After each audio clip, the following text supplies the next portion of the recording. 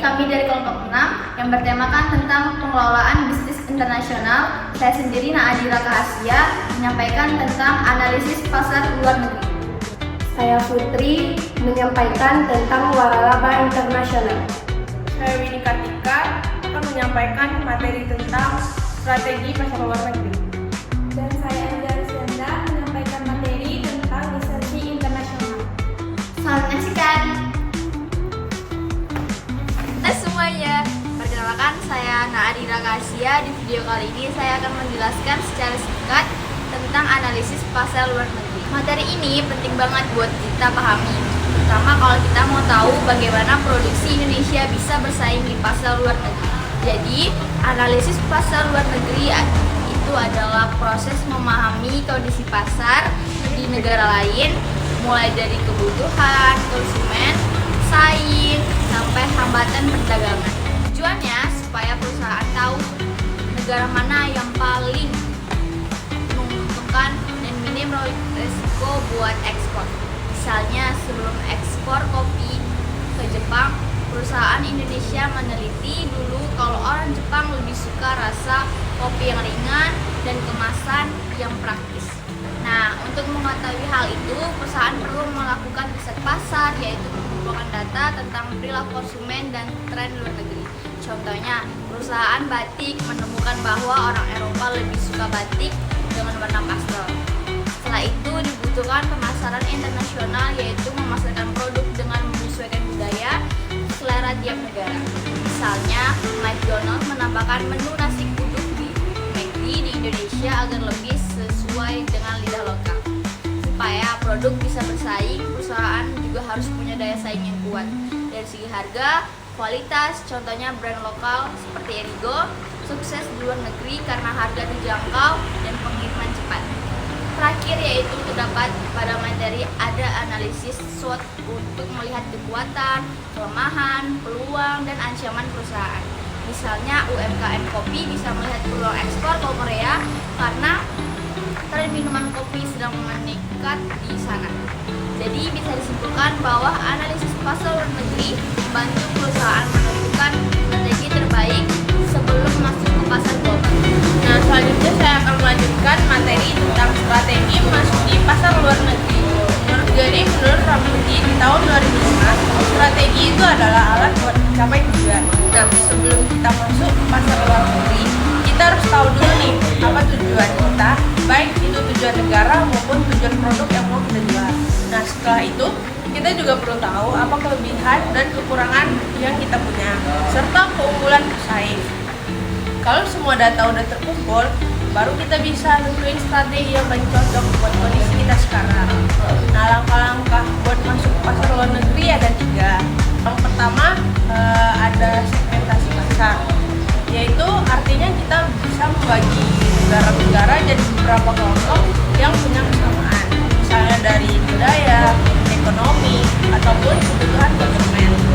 Nah, langkahnya di antara lain, yang pertama klasifikasi pasar dunia, yang kedua kelompokkan negara-negara yang mirip, yang ketiga tentuin cara paling efisien buat melayani tiap kelompok, yang keempat pilih kelompok yang paling cocok sama kemampuan perusahaan, dan yang terakhir sesuaikan dengan hambatan nyata kayak aturan hukum, budaya, dan politik di negara tujuan. Pasar tujuannya buat ngumpulin data dan informasi yang relevan, misalnya tentang kondisi pasar, tren konsumen, atau peluang yang bisa dimanfaatkan. Jadi kita nggak asal masuk pasar luar negeri tanpa persiapan. Dan yang ketiga, pemilihan strategi. Setelah riset, perusahaan baru bisa pilih strategi yang paling tepat. Caranya dengan memahami siapa konsumen kita, siapa pesaing globalnya, dan di mana kondisi lingkungan di negara tujuan. Dengan begitu, strategi yang dipilih bisa efektif dan sesuai dengan target pasar. Nah, jadi intinya, sebelum ekspansi di luar negeri, perusahaan harus paham dulu kondisi pasar, bikin segmentasi yang jelas, dan pilih strategi yang paling pas supaya bisa bersaing secara global. Materi selanjutnya yaitu lisensi. Lisensi itu semacam kerjasama di mana satu perusahaan ngasih izin ke perusahaan lain di luar negeri buat pakai hak kekayaan intelektualnya, kayak merek, paten, atau rahasia dagang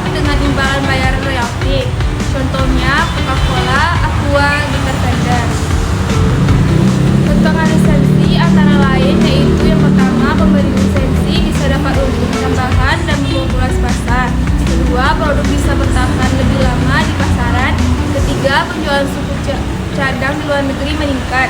Keempat, penerima lisensi dapat teknologi dan ilmu baru tanpa harus riset dari nol. Tapi ada juga risikonya, yaitu yang pertama, penerima lisensi bisa jadi pesaing. Kedua, kualitas produk bisa nggak terkontrol. Ketiga, bisa muncul barang palsu atau mutu produk turun. Intinya, lisensi itu cara bisnis buat kerjasama lintas negara dengan risiko kecil tapi tetap bisa saling mendukung.